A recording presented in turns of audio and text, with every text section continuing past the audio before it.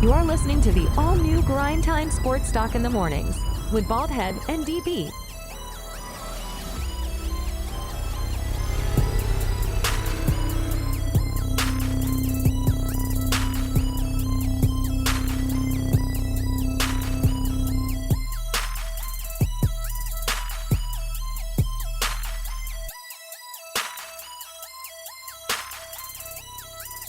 Check us out Monday through Friday on the Grindtime Media Network.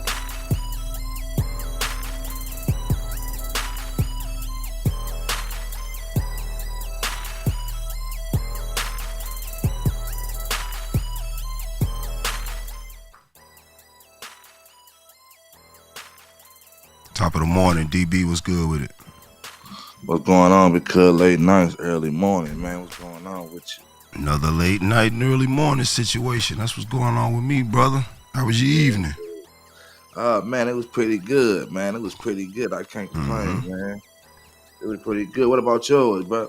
Pretty good, man. The 76ers gave me a pretty good night to enjoy, man, with that awesome basketball display that they put on yesterday, man. Yeah, that was most definitely a must watch. If you watched that game and you paid for it, you most definitely got your money's worth, man. Yeah, nail biter. The Sixers and the Heat last night in Philadelphia. The Sixers pulled a game out 105-104 over Jimmy Butler's Miami Heat to actually move into the number 7 spot in the play-in, or actually in the playoffs, and now they actually face the New York Knicks in the first round of the playoffs. Miami will have to play another play-in game against, who are they playing Friday? They're playing the Bulls because the Bulls won yesterday. So Miami will get another crack at the playoffs against the Chicago Bulls this coming Friday, tomorrow night. But yesterday it was a 76ers show. Nicholas Batum came out of nowhere, man, just dropping bomb after bomb on the Miami Heat. I know they didn't expect it. If Nicholas Batum doesn't show up with this game, and because Miami, they didn't game plan for Nicholas Batum being that hot. If he didn't come out shooting like that, the Sixers would have lost that game yesterday. Embiid didn't have his best game. He looked a little gimpy in the game. Tyrese Maxey didn't explode on the court yesterday. It really was just that surprise shooting performance from Nicholas Batum that got them over the hump. What you think, DB? Man, I agree. The way that game went down, man. Like I said, Nicholas Batum, he really was shooting that thing crazy. Yeah. He really played a big part in that. 6 for 10 from the 3-point line. 6 for 10, baby. He was pretty accurate, man, on getting that ball where he wanted it to go. And then not only that, for as Maxey, they had him. They was ready for him, man. They was ready for him. Their defense was real good, man. Like they was blocking balls left and right. You know what I'm saying? We was just talking about it, like, you know, they have a difficult time scoring. But what it seemed like is just once the playoffs start, now they ready. It's like, I don't know, they've been to the finals two times in the last 5 years. So it's kind of hard for a team that regularly see the finals like that to get up for the regular season. It seemed like last night they was in full playoff mode.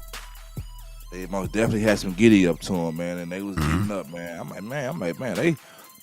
like, man, they so spunky, man. Check them out, man. They running and gunning. You know, defense was good for a nice period of the game. For pretty much throughout the whole game, had a couple plays where they double team Embiid, or they tried to do the zone play and left a man open at the 3-point line. Because there was a lot of driving in too. You had Maxim driving in, but they was on them to where them shots them layups weren't dropping. You know what I mean? Right.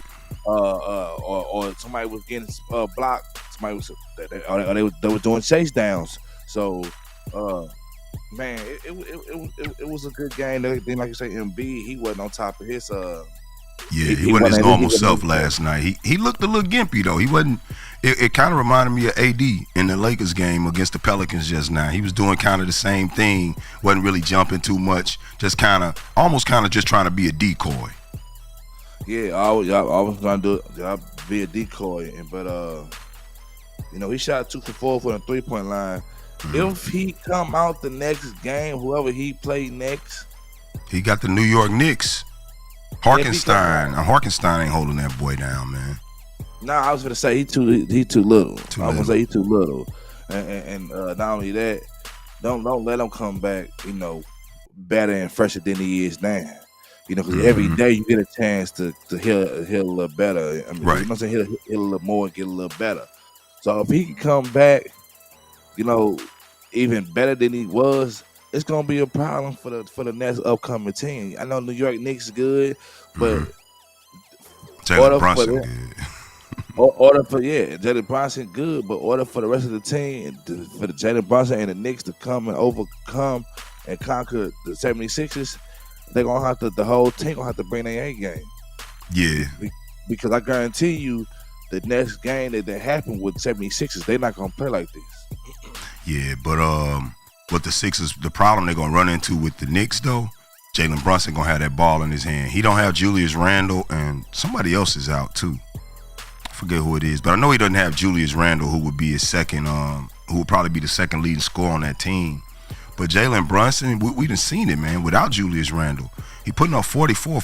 I mean, and don't get me wrong, that's a large workload on him. It's a lot to expect him to come out and score 40 points for your ball club in order for y'all to win. But the thing about it is he's been doing it, and he could do it against him. Tyrese Maxey definitely going to have his hands full trying to stay in front of Jalen Brunson. If Jalen Brunson can keep pressure on Tyrese Maxey, it'll probably take a little bit away from him from the offensive end, which could possibly get the Knicks a chance. I was just finna say, Jalen Brunson, he a runner. Maxey, he a runner. Them boys run like they run track, like they run for long spurts of time. They run it. They run country miles with the ball, dribbling. Yeah, with the ball, dribbling. So I think that's gonna be a good matchup. You know what I mean? Considering the fact that Maxey gonna have to check him. He gonna have to lock him up if he can, which is gonna be a hard thing to do or slow him down. Like you say, with him running as hard as he running, because both of them gonna be running, but it's a little tricky when you get the ball in your hand because you can do some things. You know what I'm saying? Right. You if you got them handles, you can do some things with that ball, and either he's gonna force him. It's gonna be a good contested shot, or he's gonna force him to pass the ball off and keep the ball out of his hands. It's gonna be one of the two. But then on the other end, we gotta find out who's gonna check Maxey to slow Maxey down too, because Maxey run the same way as well. Right. So with that being said, man, it's gonna be a good game, man, between them. Then you like I said, you still got Big and B. Then you still got what's that, Oubre? Kelly Oubre. Oubre Kelly. And then who's to say Nicholas Batum won't show up for another couple of games? Exactly. Who's to say Nicholas Batum won't show up for another? Exactly. So it's gonna be a battle, like you say, man. He ain't got Julius Randle. He can't carry the load 7 games. Jalen Brunson. Yeah, I think it'll be hard, but he don't have to carry 7 games if they don't have to go 7 games if they don't lose. Then he only really got to carry it for 4, but he gonna have to win 4 straight. But you're right. More than likely he won't do that, and it's gonna be difficult for him to do it throughout 7 games. Yeah, it's gonna be real tough. Because we know because you're predictable. We know what's going on. We know who your go-to guy is. So is the team gonna step up enough? You know what I mean, and do what they need to do in order for us to be unpredictable to where we can get this ball going the way we need to get it going so we can score and beat them. 76ers ain't gonna be an easy lay down, man. They're not. Yeah, they're not gonna, you know what I mean? They're not gonna just lay down. So I can't wait to see that game. Yeah. Besides, the Sixers could easily probably be the number 2 seed in the Eastern Conference if Joel Embiid wasn't hurt all year. And I think Boston is in trouble, man. Yeah, a lot of people saying that right now, man. You got literally the Heat and the Heat and the Sixers at the bottom, so they either gonna get if and theoretically, let's say Miami gets in at 8, they beat the Bulls tomorrow. So Celtics would have to face in the first round a team that knocked them out of the playoffs next year. And then in the second round, possibly have to face Joel Embiid and the 76ers. Yeah, that puts a pretty tough schedule in front of them. Yeah, it does. You know what I mean? And I know them boys they shaking in their boots right now. Mm-hmm. They shaking in their Nikes, man. For real, because you know what I mean.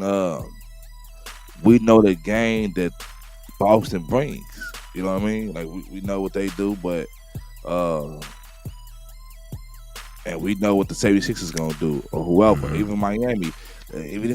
If Miami beat the Bulls, you know, on this upcoming game and knock the Bulls out, Miami is a tough team. They are. Miami, they are, man. They are. They fight. They can't fight them. You saw what they did last night, man. They only lost by 1 point, despite Nicholas Batum. That's what I said. If Nicholas Batum don't have a game out of his mind, where he playing out of his mind, the Sixers they probably would have easily lost it because they was down going into the half by like 11 or 12 points. Like they scored like 39 points in the whole first half, and they gave up 51. I thought it was over for them, honestly. They just came out in that third quarter. Nicholas Batum seemed like he couldn't miss. Yeah, I thought I'm like, oh man, they got the lead. I'm like, they finna lose. Yeah. I like they finna lose to the Heat, man. It's over with. Nope. But they climbed back about that hole. You hear me? They did. Somebody threw them a rope. Said, "Come on." I don't know. Maybe we be talking about how they go in their locker room, which coach got the speech for his team. Man, clearly Nick Nurse knew what to say to his guys and get them going. Clearly Nicholas Batum heard what Coach Nurse had to say because he came out on fire. Yeah, he came out lighting it up. You know what I mean? And I love what Miami brought to the table. You know what I mean? Yeah, Miami looked good yesterday. They did. They did. They looked real spunky, man. They was fighting, man. It was a lot of dogs out there, man. Miami was in full playoff mode yesterday, man, and they way out talented by Joel Embiid and Maxey. Like I said, when both teams take the court, the Sixers got the two best players on the floor. They got Maxey and they got Joel Embiid. Then everybody else kind of fall in line behind that. But the Miami Heat wasn't trying to hear that. They dang near beat them yesterday. Man, on a 7-game, you know what I'm saying? Best of 7. I don't know. Yeah, I feel the same way. Best of 7, Miami Heat to be coming out in this second game, pretty confident of what they could do with the Sixers. But they didn't yesterday. They lose the game 104-105 to the 76ers, and the Heat will face off against the Chicago Bulls tomorrow for the second game of the play-in to see who'll get that A spot. But also yesterday, the reason that they're facing the Bulls is because the Bulls played the Hawks last night and they win their game 131-116 to the Hawks to eliminate the Hawks from the playoffs. One of my favorite stories, DeJounte Murray. I kind of hate to see him go, but obviously somebody had to go. And the Bulls have much more talent, if you ask me, than the Atlanta Hawks have right now. Trae Young played 43 of the minutes yesterday. Him and DeJounte played 46 with a 36-7 game. Trae Young 22-10-2, 21 points from Bogdanovich, 22 points from Capella, 17 rebounds. So the Atlanta Hawks played a pretty good game. Most of it it's all top heavy though.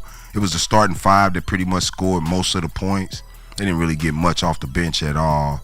Whereas the Bulls, they got 42 points yesterday from Kobe White. He played his mind out. If Kobe, and we talked about it the day before, I said the Bulls got like 5 dudes over there that could put up a 20-point game. And Kobe White was the last name that I mentioned. Because you put him under DeRozan. You put him under Vucevic. Even Caruso to me. Kobe White shouldn't, but man, Kobe White came out yesterday, 43 minutes, 42 points, 6 assists, 9 rebounds, man. What you think about the Bulls' chances going into that game against the Heat on Friday? Man, you know what? I think Miami gonna take it. Honestly, this looked good. This was Atlanta they played against. Atlanta, they're a pretty decent team. But they ain't as defensive as Miami. They ain't as defensive as Miami. You know, and DeJounte Murray, I don't think that he's used to this type of pressure. Yeah, this was pressure last night. Pressure for sure. You know what I'm saying? I think this is his first playoff game. Play in. They ain't even the playoffs, but it's his first play-in game. Yeah, he performed, but even though he didn't have that fifth guy or that sixth man to step up. even though he gave out 32. You know what I mean? Like they fell short. You know, so. But I don't think it's his fault. He had a monster ball game. 37 to 6. That's what I said. That's what I said. He didn't have that fifth guy or that sixth man to step up and give you what he needed to give you. You know what I mean? Yeah. You would think even with Trey, you know, knowing what it takes and him, you know, being there and being in these situations, that he would step up a little more and did better than what he did. You know what I mean? He gave, I know he gave 22, but 22 and 10. But yeah, 22 and 10. But this Trey, man, I think Trey supposed to went off, man. He's supposed to went off. You know. You ask me honestly. You know. You think maybe Trey been watching from the bench for a few months though, and watching DeJounte pull his team up out of the dumps of the Eastern Conference and into the play-in. You think maybe he just kind of going out there like, I don't want to do too much. DeJounte kind of got control. I kind of need to play off of him. They talking about trading me anyway. I think they could have possibly played a role in it, but at the same time, you know, hey, somebody, come on, Hunter 3 for 16. Yeah, I know. Yeah. Was I saying him not? He wouldn't got the ball no more. Other than the starting five, they didn't get nothing. They ain't get nothing from nobody. They was in the game. Probably would have won the game if it wasn't for the starting five. I wanted to see the Hawks move on, man. I wanted to see the Hawks in the playoffs. Yeah, me too. And I actually thought that they were gonna do something. Like I said yesterday, my you know, I had strong. You picked the Bulls. No, you picked the Hawks. You picked the Hawks. I said I feel strongly about the Bulls. About the Bulls. I'm gonna go with the Hawks. I'm gonna go with the Hawks. And you know, I should have stayed with the Bulls, but you know, I was trying. Yo, man, but we both feel like that about the Hawks. We both kind of want to see DeJounte get a chance in the 7-game series because, man, DeJounte a different player. I think him, like if this was a 7-game series, I think he take this L, and I think in the next game he way better.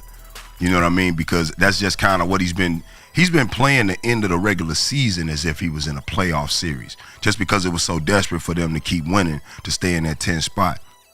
I can't wait to see him when they actually get in the playoff. I think they might be next year because Atlanta did pretty decent this year. One of them Eastern Conference teams, they so fickle over there. One of them will fall off and the Atlanta Hawks will move up into one of them spots next year. But it just ain't their time yet, man. I mean, they still kind of a young ball club. I guess the Trae Young experiment over as much as they was talking about trading him this year. So maybe they need to get to the summer, get him up out of there, get some more pieces around DeJounte, Capella, and all of them, and then see what they can do next year. Yeah. I think they'll be back next year. I think they're gonna look much better next year. They might not trade. They may not get rid of Trae. They might not. It ain't a guarantee. It's just been talk. But whatever was going on with Hunter, he'll most definitely be on the block. Yeah, for sure.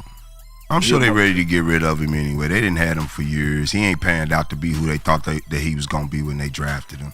It's time for Hunter to, I would get what I could get for Hunter.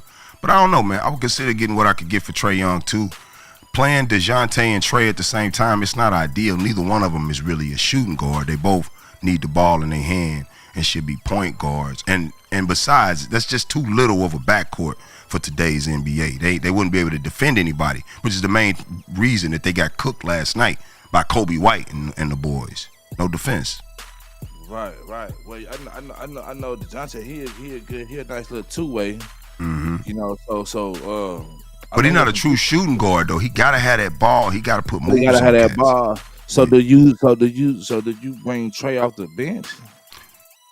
Yeah, but do Trae want to come off the bench? Probably not. He probably ain't gonna perform well in that role, especially under Coach Snyder out there. He not Greg Popovich. He don't got that type of, you know what I mean? He ain't gonna get that type of respect from a player like Trae Young to be benching me. You know, besides, players don't like to get benched and lose their job because of injury. You know what I mean? He got injured and DeJounte came in and played better and now I'm on the bench. Players don't like that. Now, don't get me wrong. You're a coach in your organization. You got to do what's best for your club. But I could just see them having a disgruntled Trae Young coming off the bench, and I just wouldn't want that. Yeah. Nah, I feel you on that, but the fact that if he knows the importance, he's a I mean he's a veteran player. Like he's been playing for a while. You Trey. know, Trey. Yeah. You know what I mean? He's been in the game for a while. He's been with Atlanta for a long time. Mm-hmm. You would think that he would understand where he needs to be to the team, and still, considering it was his team for a while, and him, leading them, and being who he was on the team, that he would still try to bring some type of leadership by just staying around and let me just add to and we add more pieces to it and get to where we need to be at. But you're right though. He can go to another team. Will it work with the other team? Like you say, he not a 3-point. He not a good 3-point shooter. I mean, that's the problem of anybody because you need your point guard to shoot the ball. Yeah, your point guard. Yeah. You know what I'm saying? Your point guard need to do some of everything. And most definitely shoot that ball from the 3-point line. Because if you're not unpredictable and a guy can't figure you out, if you can't be figured out, then you can be stopped. For sure. You know what I mean? I think Trey his game should go to like a Klay Thompson type game. He should start. Just be a backcourt player, running off screens, just trying to get open for them three. Because he's a good 3-point shooter. He shoot logo threes. He one of the guys that came in starting that type of thing. He a good 3-point shooter, but his game is just, since he's been in the league, he's had the ball in his hands. He's a shot creator. Oh, well, you say maybe he need to come off the screen. You know what I mean? Catch him in the corner. Just got to find some more use for his game and where it could actually help his ball club win. Because everybody in the NBA nowadays is about trying to win, man. Ain't nobody just playing to be playing, just to be stat padding. But that's the thing, though. That's why I say let him come off the bench because you gonna need some. If he can go ahead and if they can keep him with the same pay, or you know what I mean, and or somewhere close to it, and just have him come off the bench, then you know what I mean to lead the bench, or because you gonna need some firepower on the bench. You gonna need some, and you gonna need some depth. For sure. You ain't got no depth. You know what I mean? That was the whole problem last night. Everybody's starting. All of their firepower's in the starting lineup, but ain't nothing coming off the bench. Yeah. You know what I'm saying? Then that's gonna be a problem. So you need that, man. But I would most definitely think about getting rid of Hunter. Hunter, he gotta go. Yeah. He gotta go, I man. agree with that. And we need to get some more pieces in there because we need more guys, man. Right. Well, the Hawks do lose that game last night, 116-131 to the Bulls. Going home, looking towards the summer. Maybe they get the pieces, maybe they don't. Who knows? And so that was the only 2 games from last night, but we do have the Heat and the Bulls tomorrow. We did just talk about that a little bit. I think the Bulls have a chance, though. I don't know if Kobe White gonna come out and score another 42 points, but they got DeMar DeRozan, they got Kobe White, they got Alex Caruso. They have more scorers, more people who are used to scoring than the Miami Heat do to me. So I give the Miami Heat a chance in that game. I give the Bulls a chance in that game against the Heat. What about you? I mean, and you think with the Bulls, I'm gonna go with Miami, but considering the fact, you got the Bulls got the DeRozan and all the other good players. You got Caruso, which he got rings. He know what it takes. Mm-hmm. You would think that he would step up more and be more for the team, considering that I didn't been to playoffs as champion, and I didn't know what I mean. I didn't been to finals and won championships with teams and got rings. Right. I got the experience. A championship, one. Yeah, but I did it with the Lakers. Right. Yeah. Okay. You know what I mean? In the bubble. The lights don't get no brighter than that. For sure. You know what I mean? The lights don't get no brighter than that, man. It was with the Lakers. The pressure don't get no more stronger than that. Yeah, but he won as a role player. He wasn't he didn't lead the Lakers to a championship, DB. He won as a role player. There are already leaders and people on that team of the Bulls who are better than him, so they can only listen to him so much. Right. Now I understand that, but the fact of the matter is he still had to play his part to help get that ring. And hey, listen here, man. I've been there, and if I see you and I know what it takes, do you got one, man? Have you been there? For sure. You know what I'm saying? You tighten up and listen to me. You know what I mean? So I feel you on that. Because I mean, you just can't. Even if he has some type of good input to put in, you can't just count him out. You know what I'm saying? They say, but what is input gonna be? Yeah, I won with LeBron them. What is his input really gonna be, man? He just came off to be a catch and shoot player, and if not shoot, do that pump fake and drive and see if you could pass it off or get to the cut. That's pretty much what Alex Caruso's job was. What is he gonna tell DeMar DeRozan about winning? DeMar DeRozan played in the NBA. No, he didn't, because he wasn't on that Toronto team. He actually got traded the year Kawhi Leonard went there. Yeah. But he was playing against LeBron James with the Toronto Raptors when they were facing off against the Cleveland Cavaliers every year in the playoffs. LeBron was knocking his noodle and knocking them out every year. But he was, though. You know what I'm saying? He was playing in high intensity games where he was the best player on the other team. I just don't think Alex Caruso could have much advice for a player like that. Yeah, well, yeah, he can tell him how I feel to have a championship ring. That's one. But two, as a role player. And he could tell him some of the same stuff that he heard from the captains and the coaches from over there. You know what I mean? Right. Versus, how to be cool. Let's keep our composure. This kind of, because he was coached.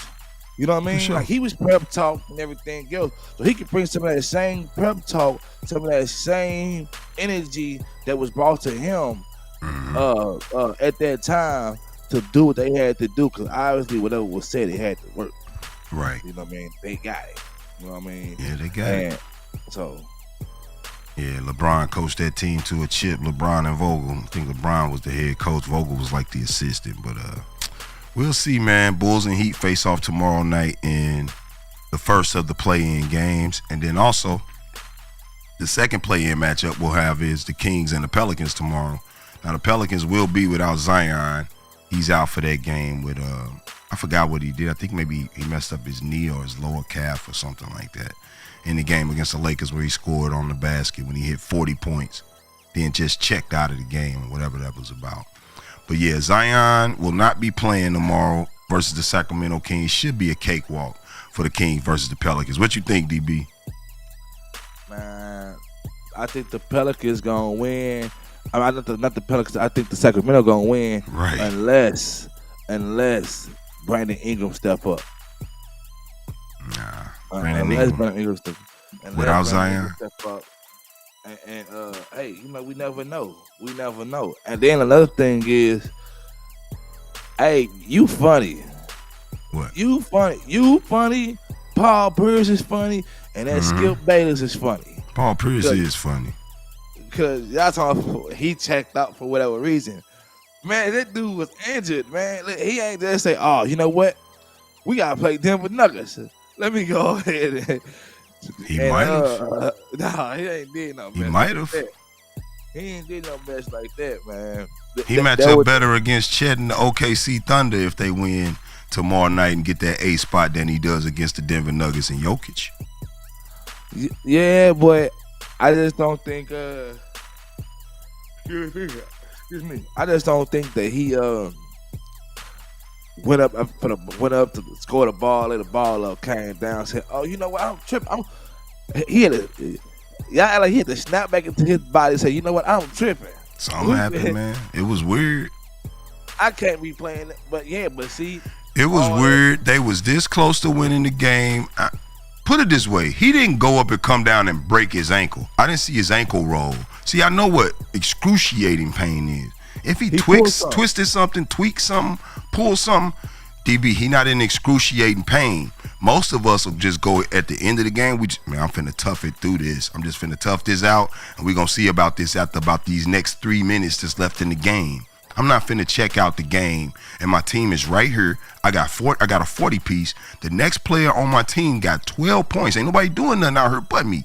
But we right here. This is my chance to go ahead and take this from LeBron and AD and everybody to start giving me my props like I should be getting. What you think? Oh yeah. Excuse me. I disagree.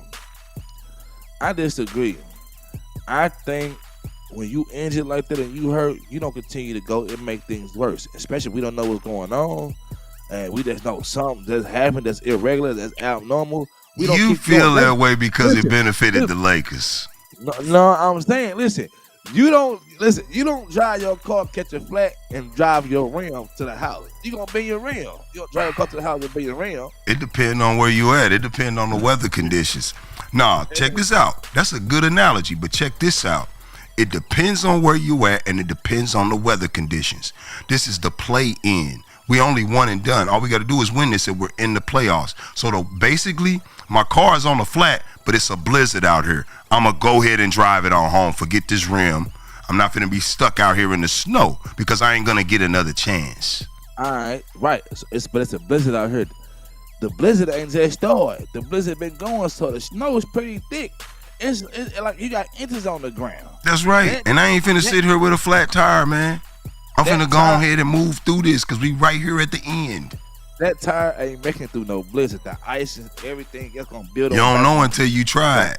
It ain't gonna make it through the blizzard if you gonna pull over. Because that's what Zion did. He just pulled the car over. Because you know why? Because you can buy a new rim when it's over, but you can't buy a new leg. That's for sure. Not for what he gonna do. And then another thing, I'm injured. What good can I be? Look, they gonna look. He didn't have to continue to drive the car at the same speed he was driving it all game. He could have just rolled slowly. His leg was hurt. You're injured. Just play slow, man, but don't pull yourself out the game. Do what Joel Embiid was yesterday. Just be a decoy for a few minutes. So hear me out. On a spot to moving forward, we playing against LA. I just got injured. You want me to stay in the game for 3 minutes? Slow for 3 minutes. That's a long time. Running slow, move slowly. When everybody running fast pace to get back and forth down the court. Yeah. Nah, they gonna take advantage of me. They gonna abuse me now. I'm finna get abused. You don't know what's gonna happen until it start happening. But when you just check out of the game, when you just check out of the game, then you left it. Then you don't have a say so in what's gonna happen as far as your team winning or losing no more. It's on your guys, and it's on whatever the Lakers gonna decide to do here in the last 3 minutes. Yeah, but look here. It had to be pretty serious, right? Because he ain't playing tonight. Yeah, he ain't playing tonight, but you know my theory. I don't think Zion likes being in New Orleans. I think he want out. I don't think he really cares if they advance. I know there's conspiracy talk because it's basically saying that he almost threw the game. I ain't saying he threw the game. I'm just saying that he cares a lot less than we think about that team moving forward. I think he's looking to his next chapter in the NBA with another franchise.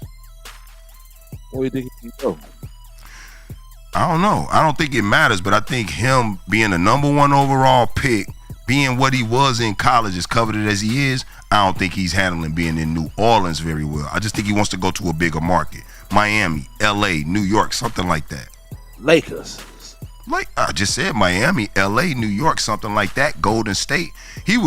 Zion would be one of the most talked about people in the league if he was in one of them markets. But because he in New Orleans, we hardly even hear about him or see him. Let him go ahead, go to the Lakers, take the pay cut for a little bit. You young, you still got some time. Big pay cut. Let us go ahead and make you this what you need to be.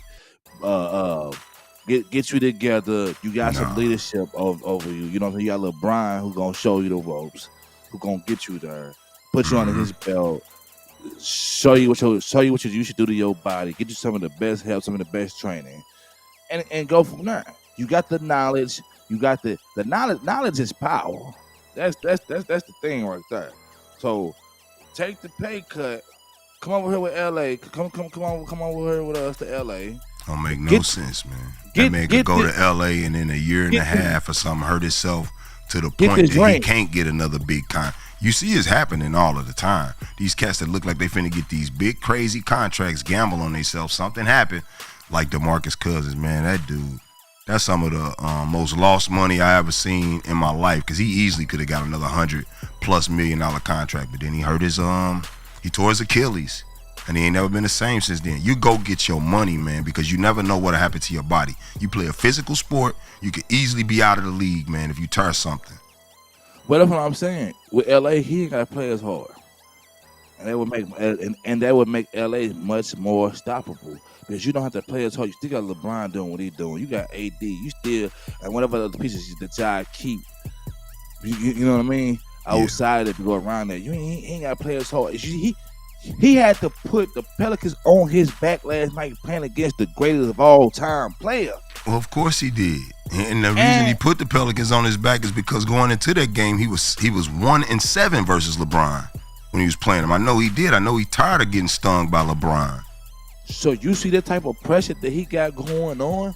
If you playing against the world's greatest player and AD, Anthony Davis, and it wouldn't even went like that if Anthony Davis was still not injured. Anthony Davis was out there trying to be what he had to be and show his presence and still put that fear out there. Hey, guess what? I'm hurt. So if he wasn't still injured, Anthony Davis would have been totally different, and the game would have went much differently, and they wouldn't have did what they did last night. That's a good theory, but Zion is Zion. Zion is a beast. I can't say just because Anthony Davis. I mean, Anthony Davis might have just picked up a bunch of fouls if he wasn't injured, because maybe he'd have been trying to play more defense, and Zion would have been picking up fouls on him. That's all theoretical as far as if the health was better, what would happen. But I just know that while Zion was in that game, he put a 40-piece up on Anthony Davis, easily put that 40-piece up. And then all of a sudden, he's just checking out of the game, man. That was just kind of crazy to me. So the Kings and the Pelicans face off tomorrow night in the later of the two second play-in games to see who will get that 8th seed in the Western Conference. And I know it's a ways off, but, man, why not? Why not speculate on your Lakers and the Denver Nuggets? They will face off, I believe, Sunday for the first round of the playoffs, the 7-2 seed. Do you think that the Lakers even have a chance, man? Losing 8 straight games in a row, not having an answer for Joker at all, not really having an answer for Jamal Murray. The only thing that I will say about the Lakers from the last year playoff series is Jamal Murray played the best playoff series of his life. That's his best playoff series by far that he's ever had in his career. So he played lights out. How likely is it for Jamal Murray to come into this series and play lights out again? I don't know. And then LeBron had the injury. I mean, you're right, because I just watched them talk about that. LeBron had a slight injury, but it's awfully funny that he played so well going up to the Western Conference Finals, but then all of a sudden in the finals, when he got to face Big Yoke, he got an injury now. So I don't know how much or how well I buy into that, but still, I actually do give the Lakers a chance. Surprise, surprise. I do give the Lakers a chance against them simply because, what's his name? They don't have Bruce Brown anymore. Bruce Brown was a big part of the Nuggets last year. That's why the Indiana Pacers picked him up, because, he played so well with the Nuggets last year. And this year, I think who they got, Reggie Jackson and Braun off the bench as like the replacements for him. So they don't have that game. Bruce Brown was, I think, like their third best scorer in that series against the Lakers last year. It wasn't Michael Porter Jr., but they do still have Michael Porter Jr. It's just to say how well will he play against the Lakers if they can lock him down out there. But what chance do you give the Lakers realistically, DB, going up against the Nuggets this Sunday? Honestly, I give them just as better chance I get the Nuggets. I feel like they got the Nuggets number this year. I don't understand. They got the Nuggets number this year and they lost all 4 games. Listen, that was then. This is now. Everybody know playoff time is different. LeBron, brother, the Nuggets gave them the wrong number. Listen. That's how and they had this investigation. They had to ask higher up who gave them the right. Who gave them the right one. So this is the thing. They must have just got it then before the playoffs started. Hey, they got it. You hear me? Crazy, man. And another thing, I don't know. Listen, the fact that LeBron was injured last year, he was heavier. You know what I mean? You can't move without no foot. You cut your foot off, and see where they go. You see how they did. I don't know about no foot, because if it was no foot, hey man, if LeBron was that injured, then why didn't LeBron just sit and let somebody else take that spot? I can't. I'm LeBron James. Yeah, but you're not LeBron James on one foot though. You're not LeBron James if you only got 1 foot. You said he had 1 foot. But he's a problem. Still, you seen what he did with the injury. He had that injury on him. You seen what he came and what he brought out with that injury on him. Now let me come out now. Foot better. Mm-hmm. You know what I mean? I guess. Watch the tapes from last year. Watch all the other tapes. I'm rejuvenated. I'm fresh. It's the first round that I got y'all. Hey, we pulling up on y'all. This is the best of 7 games. We ain't finna make it. We ain't finna do the 7. If we ain't got 2, we going for the knockout.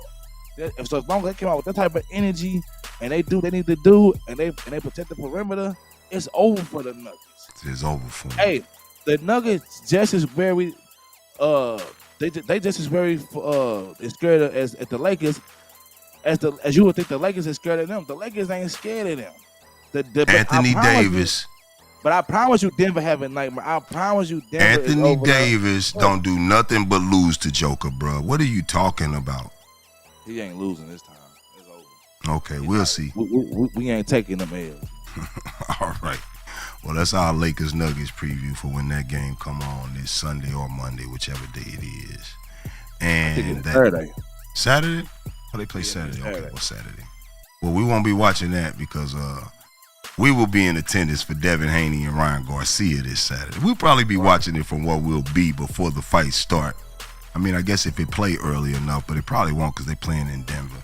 It's probably going to be a late game, so more than likely I won't catch that live. We'll just have to catch the highlights because we'll be in New York, baby. But that wraps up another show for us, man. Our Thursday. We got Friday tomorrow. What you got for the rest of the day, DB? Man, I'm going to go ahead today, Thursday, man. You know, the fight tomorrow, man. Mm-hmm. We finally made it. We here, man. Baby. I'm going to get dressed to impress. You know what I mean? Get ready to, catch this flight. You know what I'm saying? To NY. So I can enjoy this fight and put in a little work for Grindtime, baby. Oh yeah, Grindtime Media. Yeah, we will be in New York City tomorrow morning, actually, and we will have a show that drops tomorrow. But we will be in New York tomorrow. We're gonna do some coverage over the weekend, do a few interviews throughout New York City. Yeah, we're going up there to put in a little work. We're not just going up there to enjoy ourselves. Well, that is our podcast for today. You are listening to the all-new Grindtime Sports Talk in the Mornings with Baldhead and DB. Check us out Monday through Friday on the Grindtime Media Network. On the Grindtime Media Network, I'm Baldhead. This is DB. We signing off for today, y'all. Peace.